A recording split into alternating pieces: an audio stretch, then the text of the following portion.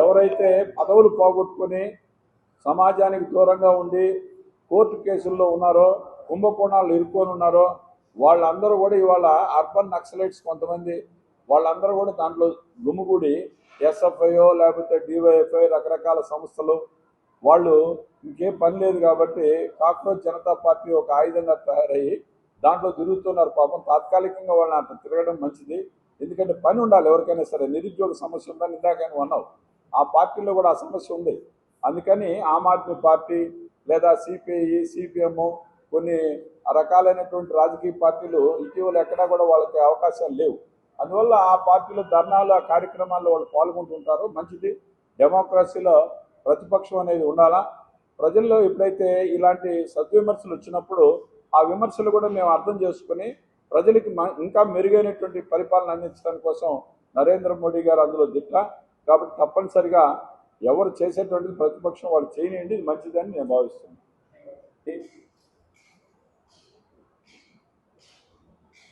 కేవలం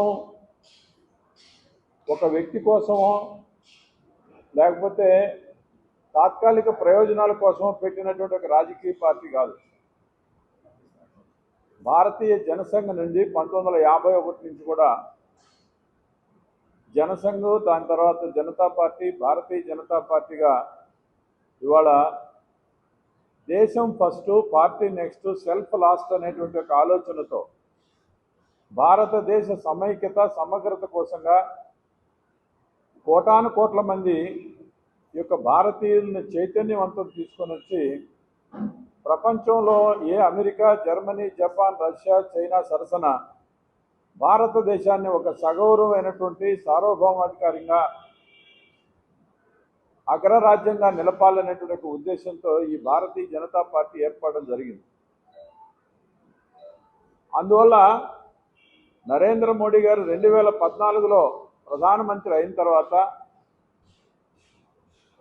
వారు ఈ రోజున భారతదేశానికి అనేక రకాల మార్పులు తీసుకురావడం జరిగింది. నరేంద్ర మోడీ గారి యొక్క ఆలోచన విధానం బ్రిటిష్ వాళ్ళ యొక్క వలస విధానాలు ఏదైతే ఉన్నాయో వాటన్నిటిని కూడా ఒక్కొక్కటిని మార్పు చేసుకుంటూ వస్తూ భారతదేశం 140 కోట్ల మంది ప్రజల యొక్క భాగస్వామ్యంతో ఈ దేశంలో ఉన్నటువంటి అటక్ నుంచి కటక్ వరకు, కాశ్మీర్ నుంచి కన్యాకుమారి వరకు ఉన్నటువంటి ఈ దేశంలో ఉన్నటువంటి అన్ని వర్గాలు, అన్ని వర్ణాలు ప్రజలు ఎవరైతే ఉన్నారో వీళ్ళందరినీ కూడా సమాయత్తం చేసుకొని వాళ్ళని కలుపుకుంటూ ముందుకు పోతూ ఈ ప్రభుత్వం ముందుకు నడుస్తుంది. ఆ రకంగా నరేంద్ర మోడీ గారు ఇప్పుడే మన అధ్యక్షులు చెప్పినట్టుగా 4399 రోజుల పాటు వారు ఎన్నికైనటువంటి ఒక ప్రధానమంత్రిగా 12 సంవత్సరాలు పూర్తి చేసుకోవడమే కాకుండా ఏ ప్రధానమంత్రి మొదటి ప్రధానమంత్రి నెహ్రూ యొక్క రికార్డునే ఆయన ఇవాళ అధిగమించడం జరిగింది. ఇది ఒక సామాన్యమైనటువంటి విషయం కాదు. 11 కోట్ల మంది రైతులకి ఇప్పటి వరకు క్రమం తప్పకుండా మన నరేంద్ర మోడీ గారి ప్రభుత్వం ఇవ్వడం జరిగింది. ప్రధానమంత్రి ఆయుష్మాన్ భారత్ యోజన 5 లక్షల రూపాయలు ప్రతి కుటుంబానికి సుమారుగా 60 కోట్ల మంది ప్రజలకి ప్రపంచంలోనే అతిపెద్ద ఆరోగ్య బీమా అనేటువంటిది ఇవాళ నరేంద్ర మోడీ గారి ప్రభుత్వంలో నడుస్తూ ఉంది.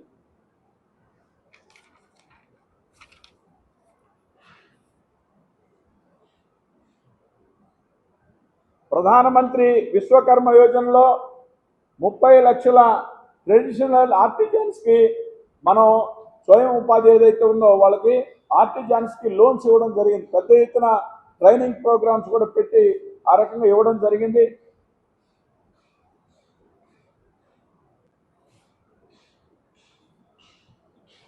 ప్రధానమంత్రి ఉజ్వల యోజనలో 11 కోట్ల మంది మహిళలకి దేశవ్యాప్తంగా మనం ఎల్పిజి కనెక్షన్స్ ఇవ్వడం జరిగింది. అదే రకంగా లఖ్పతి దీది ఈ కార్యక్రమంలో 3 కోట్ల మంది మహిళలకి ఈరోజు ఎంపవర్మెంట్ కోసంగా మనం 1 లక్ష యాన్యువల్ ఇన్కమ్ వచ్చేటట్టుగా కూడా కేంద్ర ప్రభుత్వం అనేక కార్యక్రమాలు చేపట్టడం జరిగింది.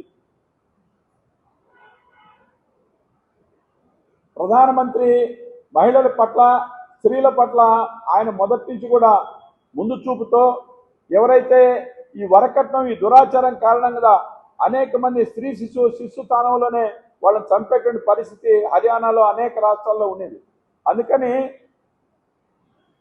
ఈ సుకన్య సమృద్ధి యోజన అనేటువంటి కార్యక్రమాన్ని తీసుకురావడం ద్వారా 4.5 కోట్ల మందిని ఈ యొక్క కార్యక్రమంలో ఇన్వాల్వ్ చేసి వాళ్ళకు ఒక భరోసా ఇచ్చినటువంటి ఒక ప్రధానమంత్రి నరేంద్ర మోడీ అని చెప్పేసి ఈ సందర్భంగా కూడా మీకు మనవి చేస్తూ ఉన్నా.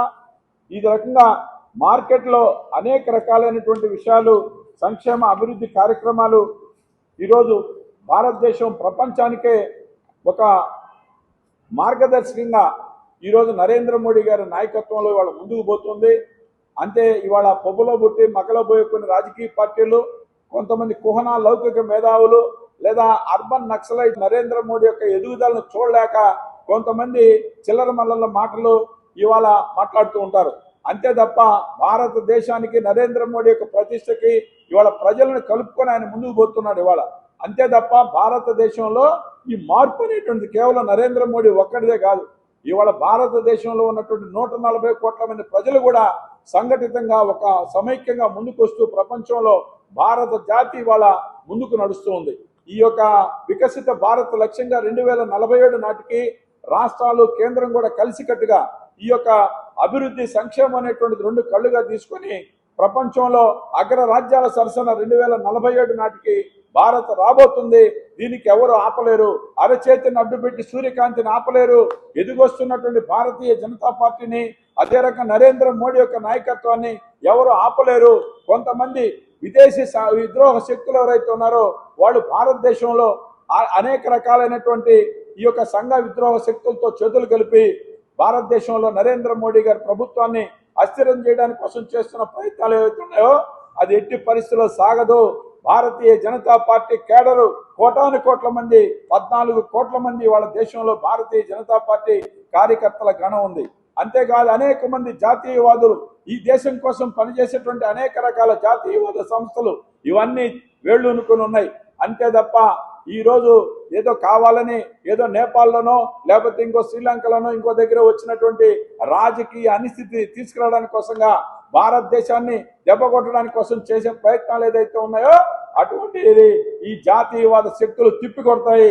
భారతదేశం సుసంఘటితంగా, సమైక్యతంగా నరేంద్ర మోడీ నాయకత్వంలో విజృంభిస్తుంది తప్పితే ఎక్కడ వెనుక తిరిగి చూసేటువంటి పరిస్థితి లేదు.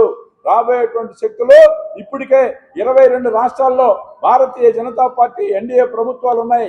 1300 మంది ఎమ్మెల్యేలు ఉన్నారు. అదే రకంగా 240 మంది ఎంపీలు ఉన్నారు.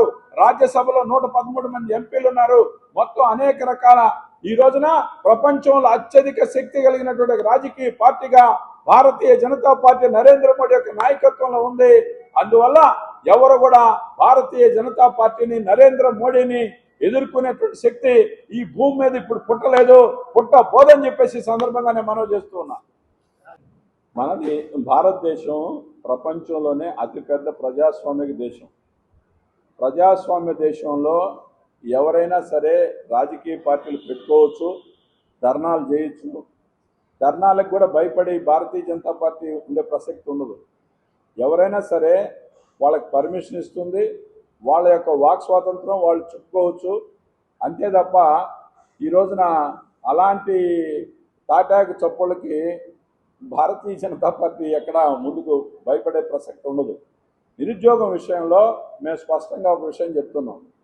ఈరోజు భారతదేశంలో నేను 2,40,000 స్టార్టప్స్ పెడుతున్నారు. అనేక ఉపాధి అవకాశాలు మెరుగుపరుస్తున్నాం. దేశంలో ఇవాళ నిరుద్యోగ సమస్యకి ఒక ప్రత్యామ్నాయంగా కేవలం ప్రభుత్వ ఉద్యోగాలు అనేటువంటిది కాదు. ఇవాళ ప్రభుత్వ ఉద్యోగాలు అనేటువంటిది కాన్సెప్ట్ కాకుండా ప్రతి ఒక్కరు కూడా నలుగురికి ఉద్యోగం ఇచ్చేటువంటి అవకాశం రావాలనే ఉద్దేశంతోనే నరేంద్ర మోడీ గారు ఈ స్టార్టప్స్ కానీ ఇవన్నీ డెవలప్ చేస్తూ పోతున్నటువంటి పరిస్థితి మీరు చూస్తున్నారు. ప్రపంచంలో ఇవాళ ఉన్న పరిస్థితుల్లో భారతదేశం తన శాయశక్తుల ఎప్పుడైతే ఇన్ఫ్రాస్ట్రక్చర్ ప్రాజెక్ట్స్ డెవలప్ చేయడం కానీ, అభివృద్ధిని వికేంద్రీకరించి అన్ని ప్రాంతాల్లో, గ్రామీణ ప్రాంతాల్లో కూడా డిజిటలైజేషన్ తీసుకురావడం కానీ, వీటన్నిటి కారణం చేత ఈ రోజున అందరికీ ఉపాధి అవకాశాలు దొరికే పరిస్థితిని నరేంద్ర మోడీ గారు శీఘ్రంగా తీసుకొని వస్తున్న పరిస్థితి ఉంది. అయితే ఇదే సరిపోతుందా? చాలదు. ఇంకా కూడా మనం దీన్ని నిరుద్యోగ సమస్యను పరిష్కరించడానికి కోసంగా ఇంకా ఇంకా రాబోయే రోజుల్లో కూడా స్టేట్ గవర్నమెంట్స్తో కలిసి అనేక రకాలైనటువంటి మార్పులు తీసుకురావాలనేటువంటి ఉద్దేశం నరేంద్ర మోడీ గారికి ఉంది. అది ఆ రకంగా ముందుకు పోతుంది. నరేంద్ర మోడీ గారి ప్రభుత్వమే మూడోసారి వచ్చిన తర్వాత 11,000 కోట్ల రూపాయలు ఇవాళ వైజాగ్ స్టీల్ ప్లాంట్ కోసం ఇవ్వడం జరిగింది. దానికి తోడు ఇంకా కూడా నెక్స్ట్ ప్యాకేజీ కోసం కూడా మా యొక్క మంత్రివర్యులు శ్రీనివాస్ వర్మ గారు కానీ అదే రకంగా రాష్ట్ర ప్రభుత్వం కానీ కలిసి కేంద్ర ప్రభుత్వం చర్చిస్తూ ఉంది. వైజాగ్ స్టీల్ ప్లాంట్ అనేది వైజాగ్ స్టీల్ ప్లాంట్ విషయంలో తప్పనిసరిగా రాష్ట్ర ప్రభుత్వం కేంద్ర ప్రభుత్వం కూడా దానికి కావలసినటువంటిది సమకూర్చడానికి సిద్ధంగా ఉందని తెలియజేస్తున్నాం. స్టీల్ ప్లాంట్ అనేటువంటి దాంట్లో కొంత మనకి లాభ నష్టాలను బేరీజ్ వేసుకున్నప్పుడు కొంత ఖర్చులు తగ్గించేటువంటి ప్రయత్నంలో ఆ మేనేజ్మెంట్ ఏదైతే ఉందో కొన్ని ఉద్యోగాలను ట్రాన్స్ఫర్ చేసినటువంటి మాట వాస్తవం. అయితే ఏదైనా సరే ఒక స్వతంత్ర సంస్థ అక్కడ ఆ లాభ నష్టాలను బేరీజ్ చేసుకొని ముందుకు పోతుంటుంది. ఇవాళ ఉన్నటువంటి పరిస్థితుల్లో మనం కేంద్ర ప్రభుత్వంగా ఏదైతే అక్కడ 11,000 కోట్ల రూపాయల ప్యాకేజీ ఇచ్చి దాని స్థిరీకరణ కోసం ప్రయత్నం చేసింది, మరలా కూడా ఇంకేదైనా సరే కేంద్ర ప్రభుత్వం ద్వారా చేయగలిగినటువంటి దాంట్లో మన కేంద్ర ప్రభుత్వం కట్టుబడి ఉందని ఈ సందర్భంగా తెలియజేస్తున్నాం.